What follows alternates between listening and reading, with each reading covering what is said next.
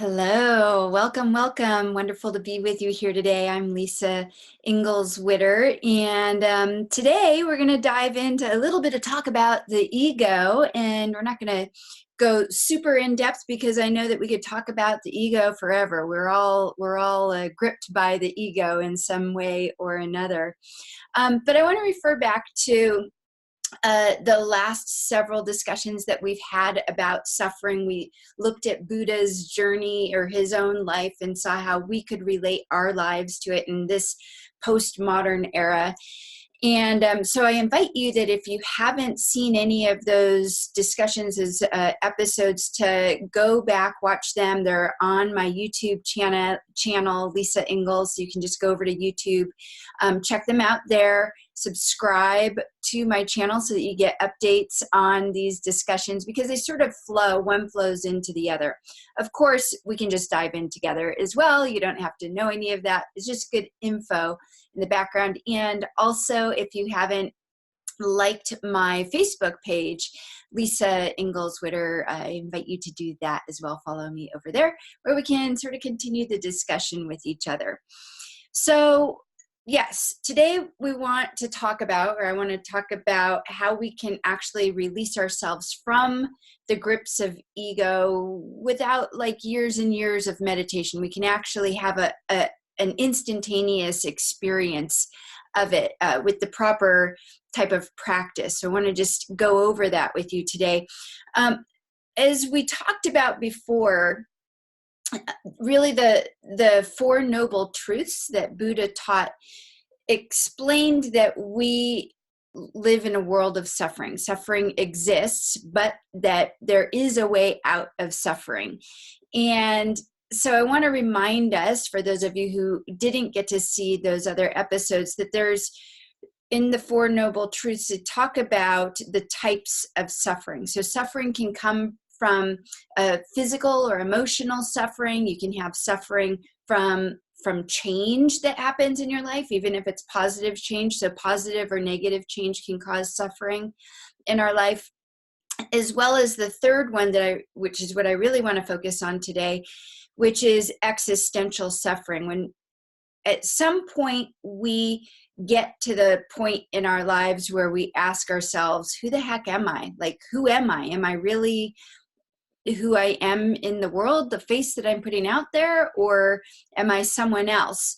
You know, the questions of who am I? Why am I here? What's my purpose? What's the true nature of reality? Is there a God? All of those types of deeper philosophical questions, in Buddhism, they say, cause suffering. And so I really want to look at, and I believe it's really important for us to each find our way in our understanding to answer that question, who am I? Not for me to tell you who you are, but for you to discover for yourself who you are, to have true gnosis and an experience of your true self. But in order to understand who you really are, you have to know who you are not. I talked a little bit about this, I think, in our last episode. So most of the time, most of the people that are in this world, 7 billion, almost 8 billion people in the world at this point in time, operate from a sense of self, of who am I, answering that question, from a sense of self that's centered in the ego. And there's lots of definitions of ego. We can look at, psychological definitions, spiritual definitions. There's a lot of definitions. The purpose isn't to go into what's the definition of ego, but we do need some type of definition. So really simply put, we can say that our ego is our conditioning. It's our thoughts, our beliefs, our ideas, our concepts of who we are based on programs. I'll say like programs that have been installed, so to speak, into our mind by our family, by society, by the culture that we live in. So we're really shaped, our ego is shaped, and our personality is shaped to some degree, to a large degree, by the environment that we were raised in. And of course, there's probably some heredity to it. And if you are if you're studying Eastern philosophy, you might believe as well in past life karma, bringing forward into this life some traits that you had from a past life. Regardless, we can just sort of say that ego is our conditioning, and the ego is reactive. What is it reactive to? The ego is reactive to events that occur in our life. And as we talked about in previous episodes, events in our life can be positive events, and our reaction in general to positive events is, of course, attraction. We desire positive events. If we have a negative event, that would be another type of event or circumstance in our life, then of course our ego reaction to that is going to be aversion. And then finally, we can have a third category of events or circumstances in our life that would be categorized as neutral, or neutral.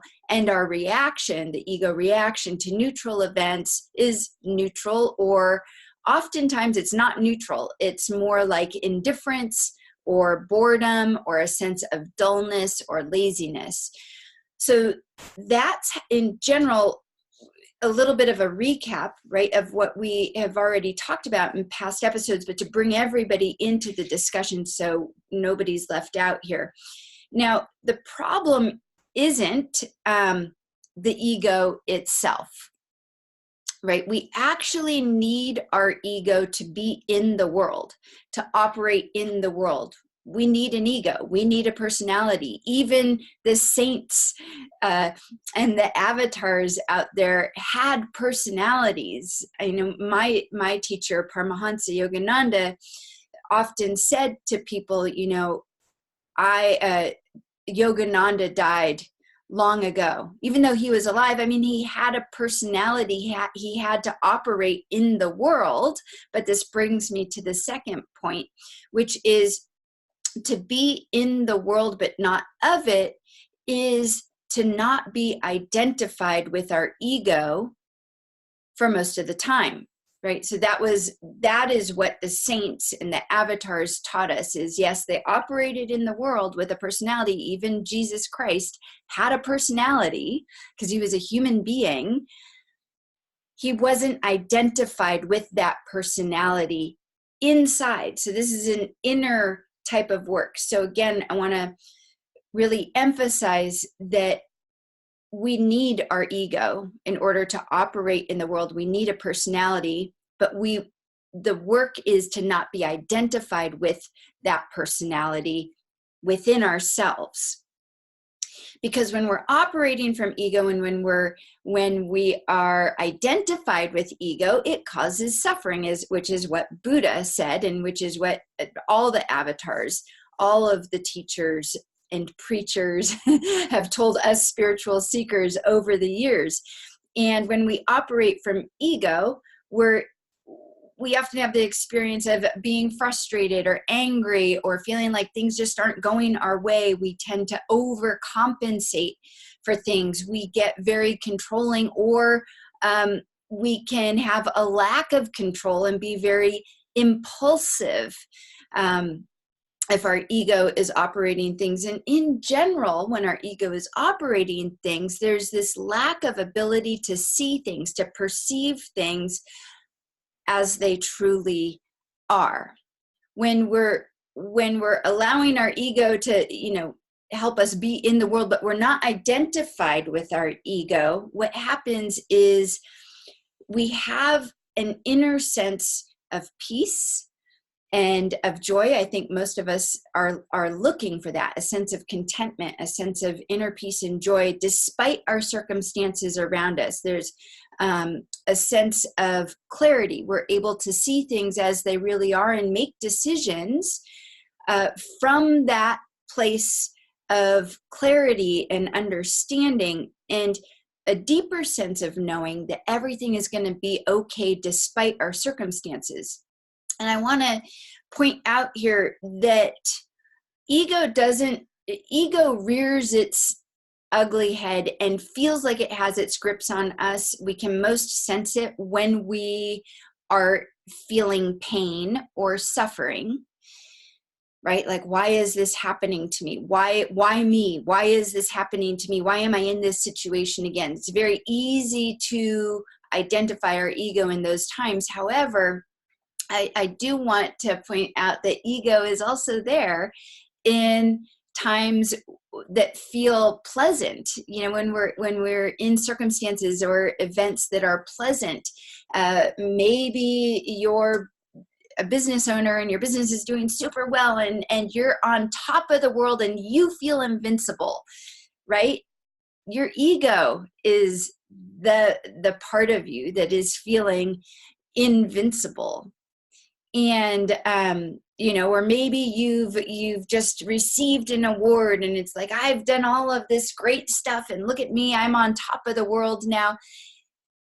In either case, there's a sense of me versus them, and a sense of separation. Every spiritual teaching will tell you this, that ego is a sense of I, gives us a sense of separation, that we are separate from everyone else around us. That's not the purpose of today's discussion, but I do want to add that piece in. So to get to the point of our discussion here, how can we release ourselves from the grips of ego without years and years of meditation? Because it is possible to do that, to have a momentary understanding and sense of what it's like to not be operated by our ego, to have an ego but not be identified with it. And I know for myself, I was very fortunate to grow up in a family that didn't take things so seriously. This is on my mom's side of the family. I remember growing up, and my grandma, she was hilarious. Like, you couldn't embarrass the woman because she would just laugh it off. Anything. Like, she would even embarrass herself and then laugh it off. I mean, it was such great training for me as a child to grow up in my mom's family. I was like the youngest.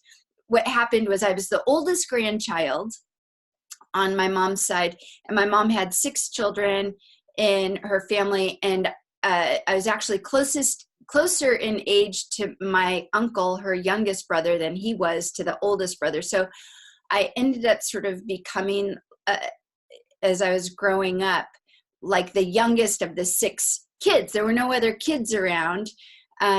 So I was always in the mix of my aunts and my uncles, and my grandma and my grandpa would be there. And all I remember is, in the absurdity of life and the craziness that would happen and things that would come up, and the pain of life that would just come up for any of my aunts and uncles. And there would always be laughter around it. It was like, yes, they go into the depths of like the why me and why is this happening, and at some point it would always spin out into laughter, like the absurdity of it and just joking about it. And I think that it was a really good lesson for me growing up, because as I grew up, I did learn to not take myself too seriously. And this is the way that we can have that experience, that momentary experience of not being gripped by the ego. So the invitation for you is to have this practice of stepping back in those moments where you're gripped by your ego. Can you notice it? Have the practice of noticing, oh my God, I'm being totally consumed in anger, in fear, or in elation, you know, either way, it's your ego. Can I step back and not take myself so seriously for a moment? It's a practice, but if you can do it, and I guarantee you've done this before, maybe you just haven't identified it as such, but you've done it before. If you can do that, not take yourself so seriously, you will have that momentary experience of not being identified with your ego. It all sort of just goes away. And that doesn't take any meditation to do. You don't need years of meditation. Now, meditation is a whole other discussion, because I'm a huge proponent of the practice of meditating and getting into that meditative state. It's very powerful. But what we're talking about here is how can we, in an instant, release ourselves from the grips of our ego so that we can release, have a moment of clarity, have a moment of inner peace and calmness. And that would be just to not take ourselves or yourself so seriously. So that is the invitation. That is the practice for you today. Thank you for joining me. Namaste. See you next time.